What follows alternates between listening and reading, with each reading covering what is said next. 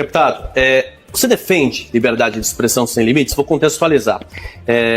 Uma declaração mais antiga, né, que gerou polêmica, o senhor defendeu o direito de existir dos países nazistas na Alemanha. Eu quero saber aqui no Brasil se o senhor acha que as pessoas têm o direito de falar o que quiser na internet. Eu falo isso porque na internet se pratica crimes de ódio e também se publica notícias que são inventadas, não vou nem dizer falsas. São notícias inventadas deliberadamente que podem manipular a população. Mas o senhor continua defendendo a liberdade de expressão sem limites? Vamos lá, eu nunca defendi liberdade de expressão sem limites e nunca defendi o que você disse aí, aspas, de países nazistas na Alemanha. Isso sequer seria possível ter. Partidos políticos nazistas. Também nunca defendi partidos políticos nazistas na Alemanha, né? O que eu defendi foi que as pessoas pudessem ter acesso aos documentos históricos do nazismo, justamente para que, entendendo a atrocidade que foi o nazismo, não só ele continue sendo criminalizado, nunca defendi a sua descriminalização, mas que as pessoas entendam a perversidade do que foi, a verdade do que foi o Holocausto, porque infelizmente no Brasil você tem a banalização do Holocausto e da pecha de nazista, né? Muitas vezes,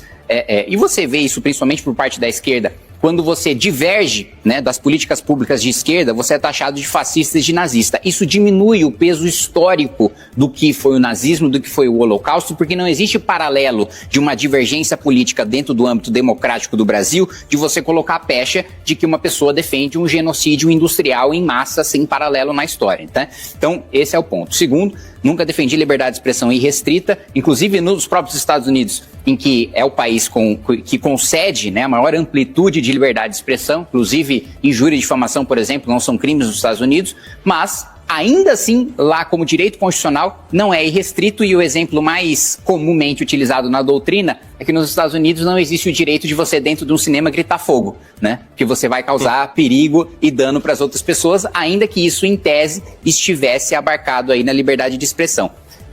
Aqui no Brasil, e eu defendo uma doutrina que é mais compatível com o nosso ordenamento jurídico, que vem do direito romano, do direito alemão, que é você ser responsabilizado pelo dano que você causa quando você acusa, por exemplo, injustamente uma pessoa de crime, né? Quando você imputa falsamente uma conduta criminosa, se eu falo que uma pessoa roubou e não provo, que estuprou, matou e não provo, eu tenho que ser responsabilizado por isso, né?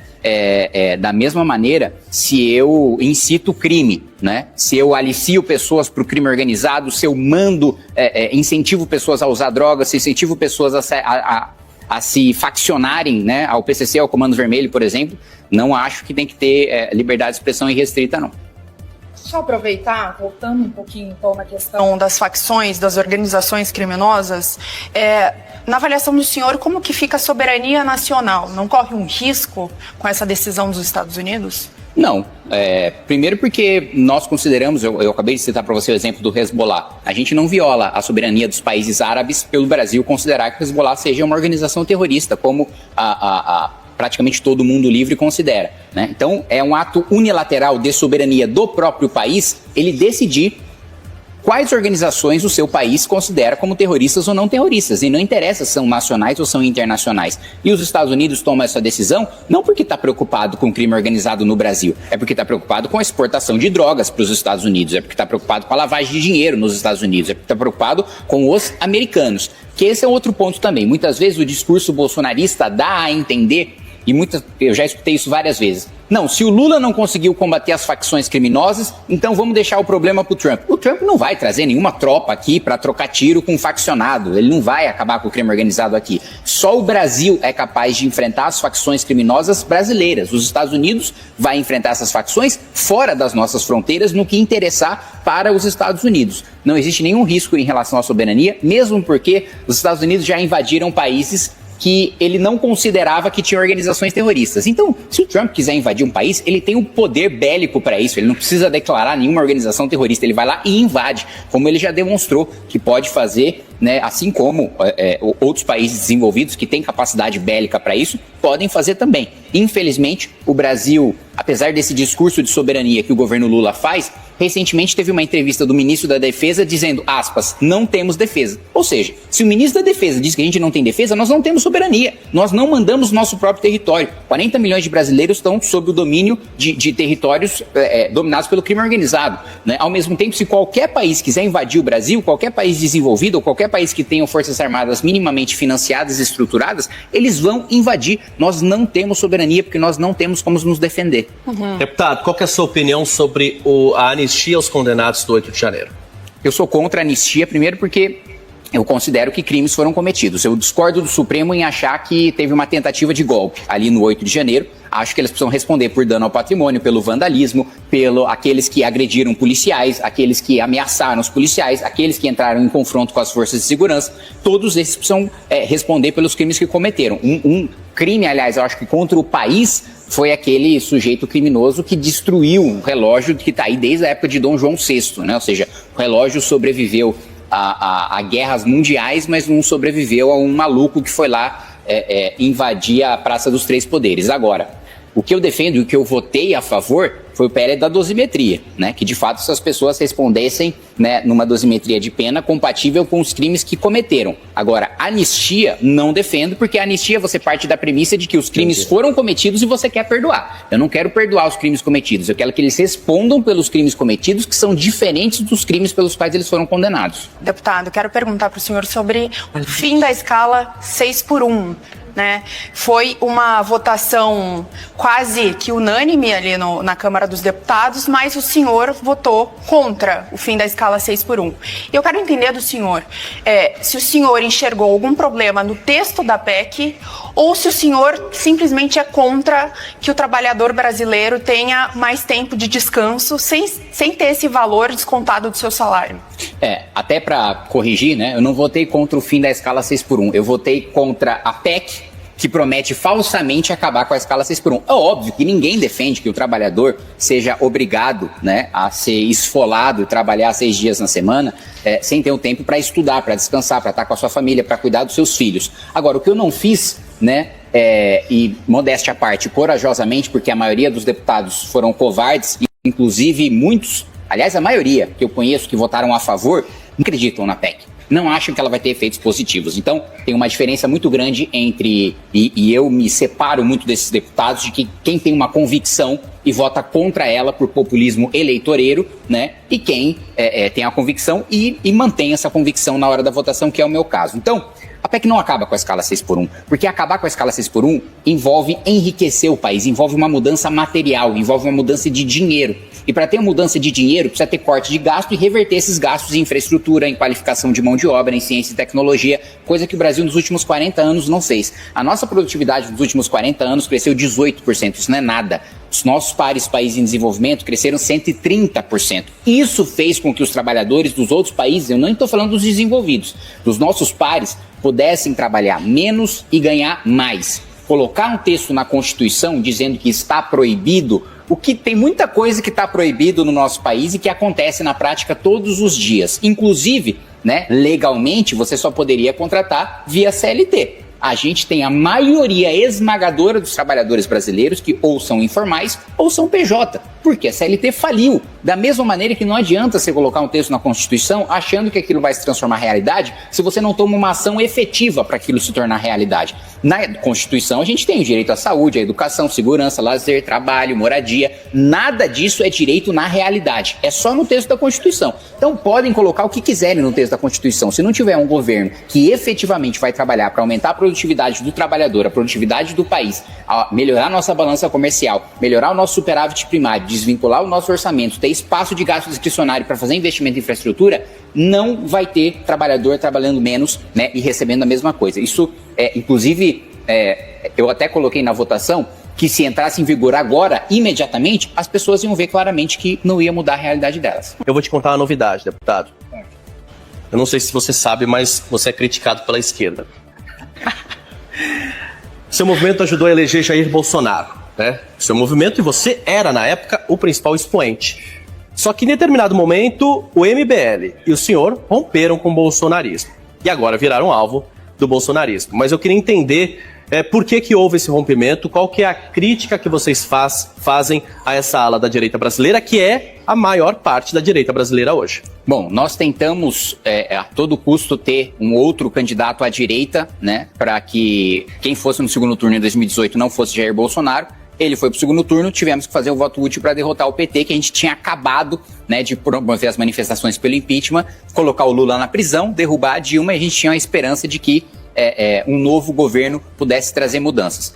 O nosso rompimento, né, com o Bolsonaro, e eu quero deixar claro, nunca fui um deputado da base do governo Bolsonaro, sempre fui independente, da independência fui para a oposição. Por quê? Porque ele próprio descumpriu as suas promessas de campanha. No primeiro ano de mandato do Bolsonaro, eu vi ele acabar com a Lava Jato, nomeando um procurador-geral da República petista, que proibiu modelos de força-tarefa como o da Lava Jato.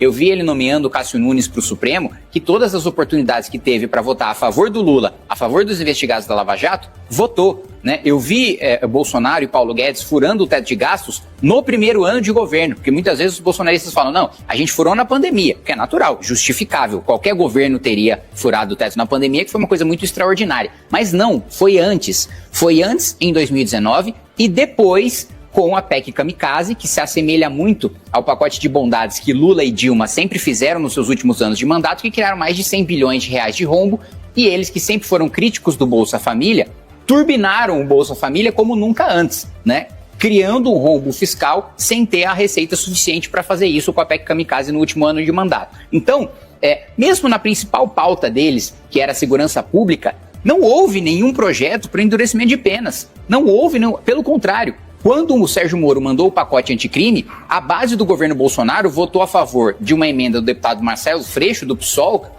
que criava o juiz de garantias. E o Bolsonaro sancionou porque o juiz de garantias ia beneficiar o Flávio, seu filho, que roubou dinheiro da Assembleia Legislativa do Rio de Janeiro, fez parte do mesmo escândalo do PT, aliás, porque o presidente da Alerj era o André Siciliano, que depois foi trabalhar na Gleisi Hoffmann, agora no governo Lula, e Flávio Bolsonaro estava sob o comando de um deputado petista e juntos roubaram dinheiro na Assembleia Legislativa do Rio de Janeiro. E Jair Bolsonaro, para blindar o próprio filho desse escândalo, favoreceu todos os criminosos do país, sancionando o juiz de garantias e não aprovou nenhum grande projeto de aumento de pena. Eu, um deputado sozinho, de um partido que tem uma bancada de um homem só, sendo de oposição, consegui aprovar e ser sancionado agora o projeto de aumento de pena de furto, roubo e receptação. Eu não sou presidente da República, eu não sou líder de uma grande bancada, eu sou líder de mim mesmo e ainda assim eu consegui fazer isso. Imagina ele com a caneta de presidente, não fez por pura incompetência e por rabo preso também. Nós aprovamos também, na legislatura do Jair Bolsonaro, o fim das decisões monocráticas, a obrigatoriedade de submeter as decisões monocráticas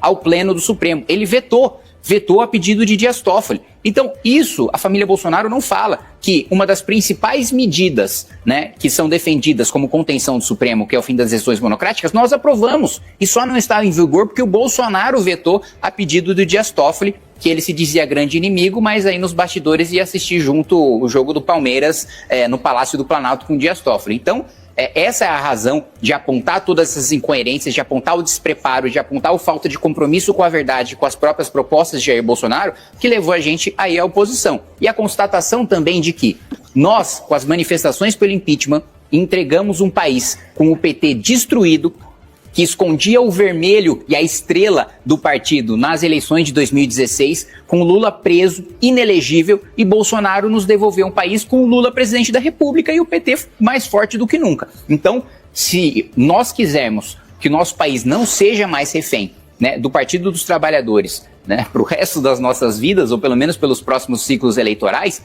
nós precisamos tirar a família Bolsonaro da cabeça da direita brasileira. Deputado, entrando então um pouquinho na candidatura do Renan Santos à presidência da República. Essa semana saiu uma pesquisa Real Time Big Data que mostra ele como o principal nome da terceira via. Porém, o maior eleitorado dele é o público rico, elitizado do país. Como que vocês pretendem conquistar a outra parte do eleitorado, o público pobre, a baixa renda, que é a maior parte do eleitorado do Brasil? Ou seja, vocês conversam só com um nicho. Como vocês pretendem dialogar com o restante do país e ser conhecido no restante do país? Quero levantar 2 pontos. O principal recorte do nosso eleitorado não é de renda. O principal recorte é de idade. Os jovens, pobres e ricos, em regra, estão com o Partido Missão, estão com a pré-candidatura do Renan Santos, né? Entre 16 e 24 anos, nós estamos em primeiro lugar, com o Renan tendo mais de 80% de desconhecimento. Primeiro lugar em todas as faixas de renda. Então, primeiro ponto, o recorte do nosso partido inicial é geracional. Nós somos o primeiro partido que dialoga e representa a geração Z, em sua maioria. Depois, eu vou discordar do critério que você utiliza para chamar de rico, porque para mim, quem recebe de 2 a 5 salários mínimos e de 5 a 10 salários mínimos, não é nenhum milionário, não é nenhum rico, como quando as pessoas escutam a palavra rico, é diferente do critério do IBGE. Para o IBGE, né, uma pessoa que ganha 5 salários mínimos é rico porque a gente está num país miserável, né? Mas quando na realidade 5 salários mínimos, um gerente de McDonald's nos Estados Unidos recebe mais do que isso, né?